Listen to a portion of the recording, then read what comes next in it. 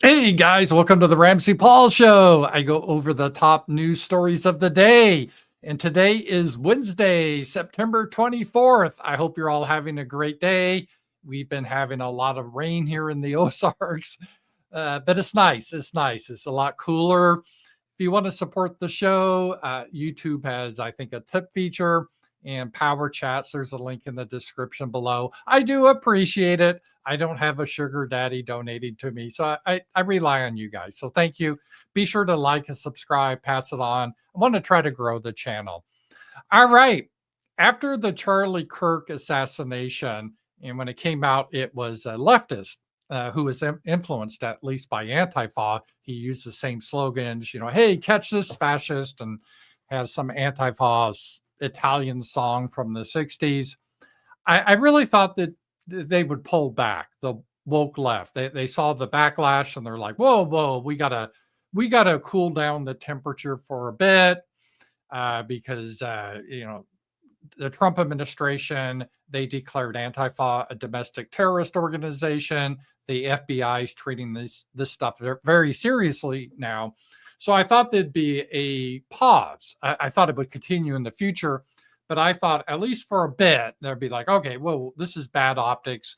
We got to pull back a little because we don't want to be identified as the bad guys. We're anti-fascists. We're fighting Hitlers. But if they're the ones going down, killing a guy just speaking, a family man, Christian, engaged in debate in a public forum, that's not a good look, right?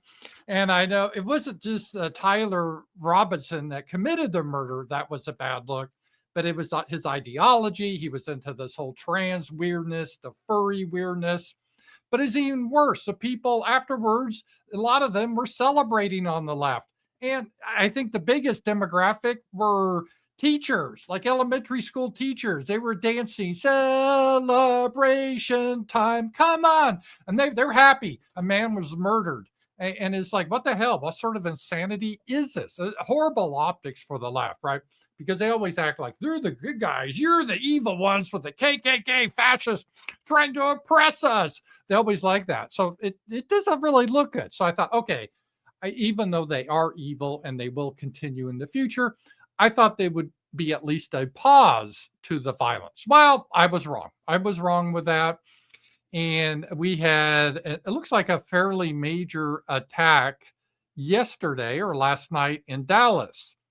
And what it was, we had a ICE facility, some shitlib decided he wanted to kill ICE agents. So he got a rifle on a roof. That's what they do now. And he started to shoot at the ICE facility. But this stupid woke shitlib, he didn't hit any ICE agents. He ended up shooting 3 illegals. So God works in mysterious ways. So 3 illegals were shot. I think 2 were killed. It's still sketchy. And then the woke shitlib, he committed suicide. So again, this is less than a couple of weeks from Charlie Kirk, and they're already engaging in domestic terrorism. This is another domestic terrorist attack.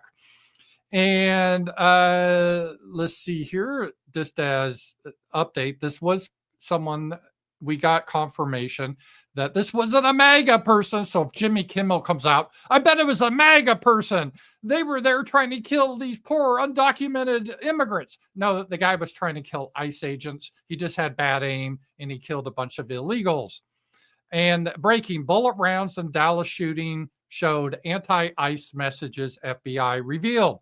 So I guess this is a new thing from the extreme left, the woke left. They like to write messages on the bullet casings because they're just full of love and tolerance. So all this propaganda against ICE, which is just trying to enforce our border like Israel does, most countries do. We're a democracy. We have a right to have a border. If you come into this country illegally, ICE sends you out because you're here illegally. Well, we have all these shit libs. Oh, sanctuary cities, like here in Fayetteville, Arkansas, all this shit. And it stirs up these people to commit domestic terrorism. So this wasn't a MAGA person, Jimmy Kimmel, if you're going to go down that route. It was some shit lib. And let's see here. We got another update. I think this is from, Ted Cruz, I think, had a good comments about this attack in Dallas on the ICE facility. Let's hear what he has to say here. This needs to stop. Violence is wrong. Politically motivated violence is wrong. It was 2 weeks ago today that we saw a political assassination in Utah. These are good words from Ted Cruz. I thought he would be raptured yesterday. I don't know. Ted missed the rapture yesterday. He was left behind. I always thought he'd be left behind. That tore the heart out of much of this country. This is the third shooting in Texas directed at ICE or CBP. This must stop.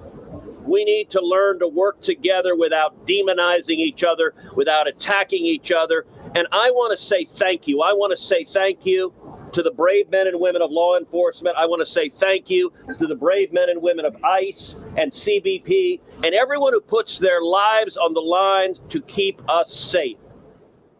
So that was Ted Cruz, and he was definitely implying this was another politically left-wing motivated shooting that I'm sure the SPLC and the ADL won't count in their statistics.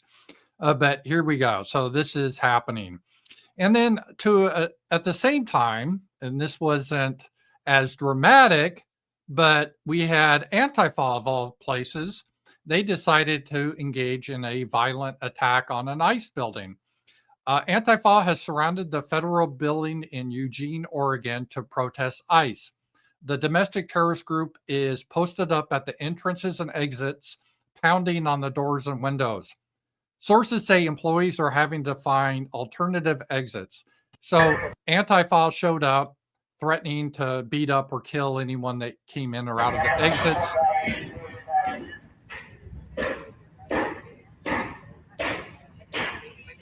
Is this a furry? This is like Tyler Robertson, the guy he was screwing was into the furry culture. Fucking be here with your fucking iPhone. And then, see, this guy has the umbrella. The Antifa, they use umbrellas to try to describe, to hide their criminal actions. So this was an attack on a federal facility. I think these people got arrested, though. They need to face terrorism charges and be put in prison for at least 20 years. So just yesterday, we had some woke shit lip do he was trying to kill ICE agents, but he killed some illegals, and he committed suicide in Dallas. And then we had Antifa was attacking a federal building in Eugene, Oregon, threatening the employees that they would attack him and kill him if they entered or exited the building. I think some of those people got arrested. So good job for that. And I'm happy to see that they got arrested. All right. The other story of the day, Jimmy Kimmel. This guy is such a bullshitter. He's acting like he's some free speech hero. I'm a martyr because I was suspended for 3 days. Oh, poor leftist. He got suspended for 3 days. This is after all of us on the right have been debanked, kicked off platforms, demonized, right? For the past 10 fucking years. This guy gets suspended for 3 days. Oh, man, I'm persecuted. Yeah, okay. This is a guy supposed to be for free speech. If you guys don't remember, this piece of shit was advocating for Tucker Carlson to get fired from Fox News, right? He thought that was great. He was advocating, he supported Roseanne Barr for being fired for a joke. Kimmel, right? Supposedly a comedian, but he's not funny. He said, oh, we can't tolerate that type of joke. So they got Roseanne fired. I think she was ABC too. And then finally, Donald Trump got banned from Twitter, and he almost had an orgasm. So this guy supports supporting you, but not him. When it happens to him, even just barely 3 days, 3 whole days, whoa, my suffering never end. And so he's trying to act like he's the free speech martyr. It's just so crazy. This is what is happening. But this is what he's trying to do. It kind of reminds me of leftists because they always want to pretend to be the victims. And with their like banned books, they always have like, oh, Barnes and Noble, we're going to sell these banned books. And they have like Catcher in the Rye, To Kill a Mockingbird, the Diary of Anne Frank, all on their list. You can't stop us, Trump. You can't stop us, fascists. We're going to sell these banned books. I'm like, where's it banned? It's for sale everywhere. It's in the required reading in most schools. What are you talking about? But they love to pretend they're the ones being banned. I'm like, if you want a banned book, why don't you put the Turner Diaries up there? Huh? I dare you for that. Or Camp on the States. Let's put Camp on the States, required reading, which I think should be required reading for junior high kids. No, not about that. So they always like to act like they're the victims. So despite 10 years of YouTube, Twitter, everyone, Facebook, a horrendous censorship, much of it coming from the government, the Biden administration. It's not me saying this. This is Google said this just the other day. I'll show you the story. But they said Biden put pressure on them to ban people due to COVID and the 2020 election. The government did that. So don't get me this, it's not the government involved. Yes, the government was involved. But I didn't hear Jimmy Kimmel screaming like a bitch then. Not at all. No, he kept his mouth shut.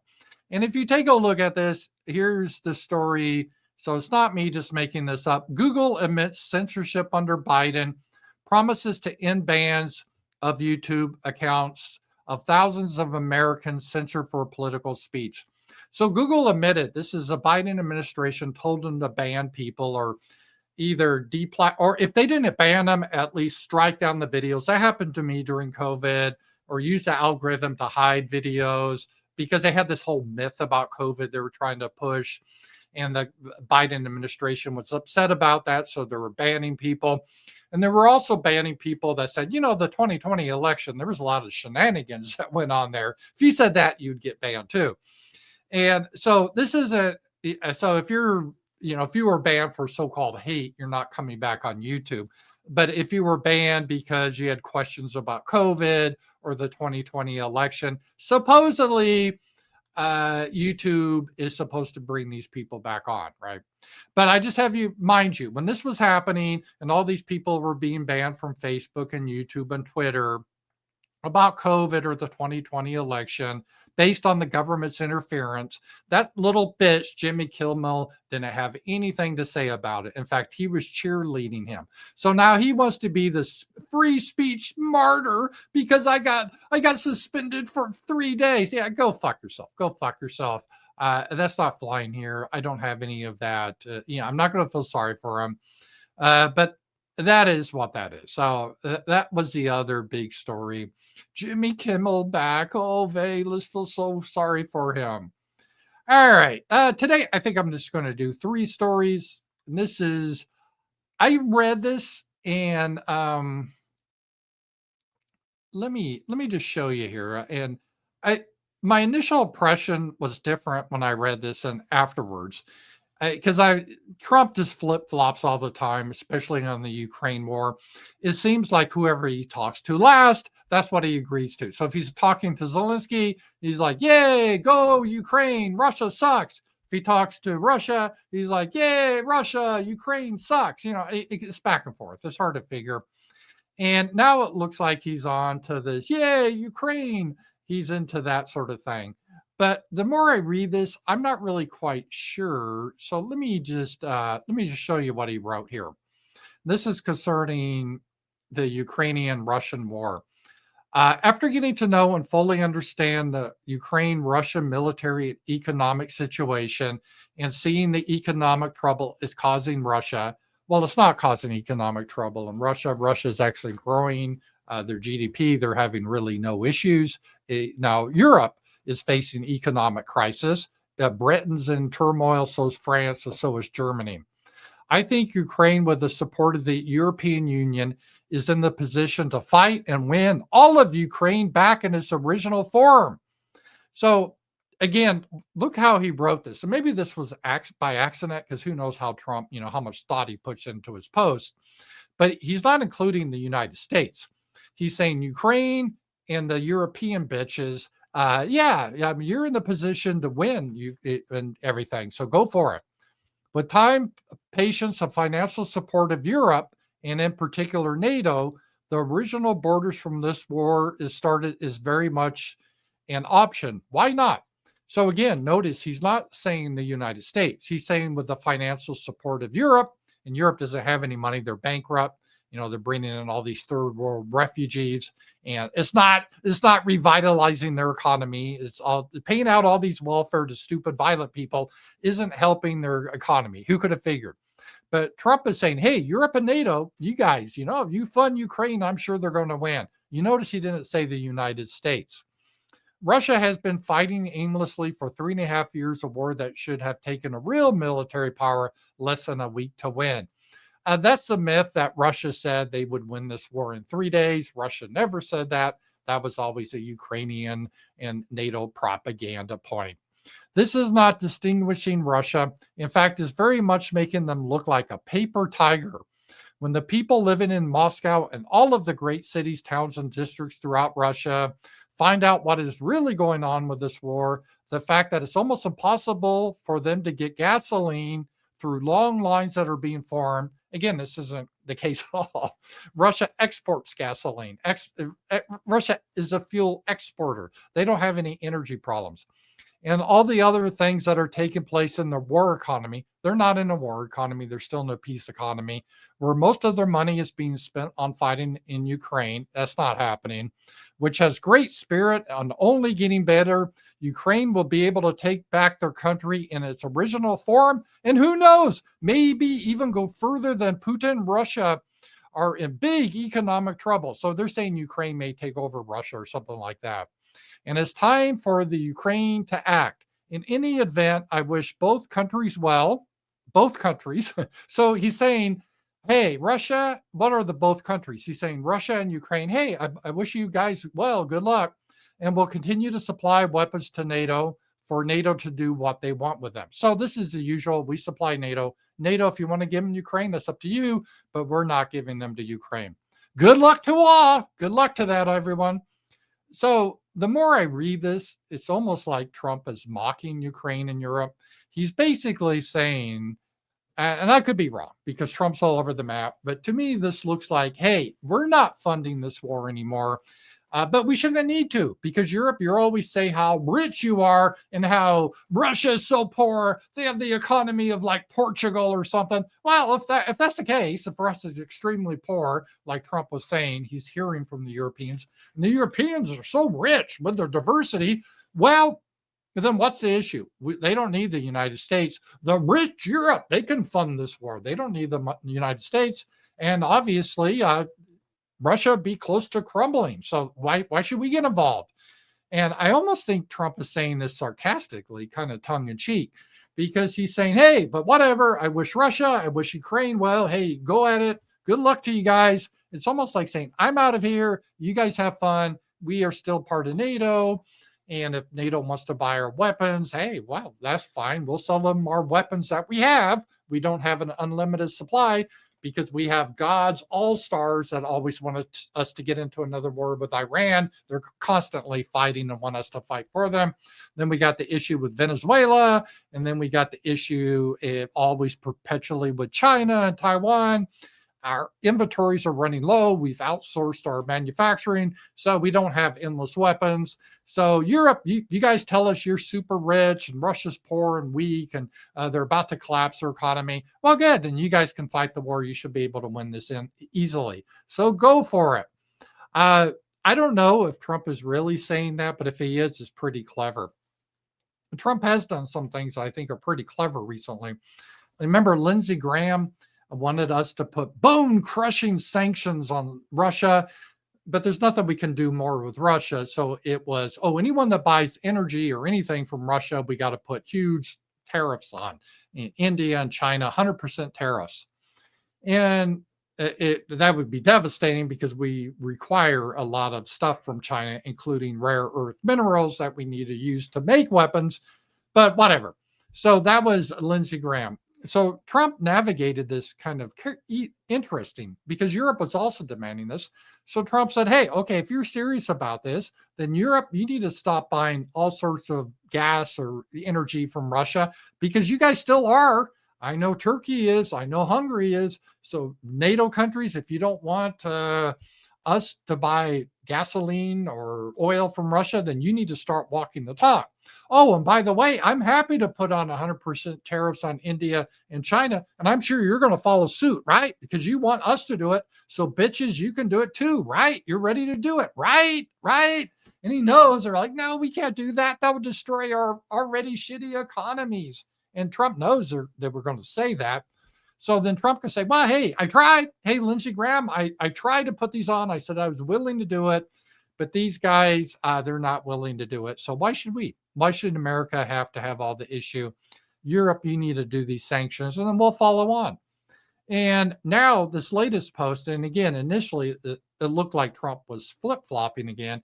But the more I read it, it's a kind of mocking Europe, like, okay, you guys say you're so rich and Russia's so poor, and well, you guys fight the war, then you should be able to do it without our help, right? You're kicking ass. You're saying how you're kicking Russia's ass, killing billions of Russians every day, and Russians are stupid. They don't have any weapons. They're fighting with shovels. Well, if that's the case, you guys should easily win. And God bless you. Have fun with that. We're going to do other things. That's how I kind of read it. We'll have to see, but I hope I am right. All right, guys. So today we have 3 stories today. The number 1 story was the woke left has started to escalate violence already after the assassination of Charlie Kirk.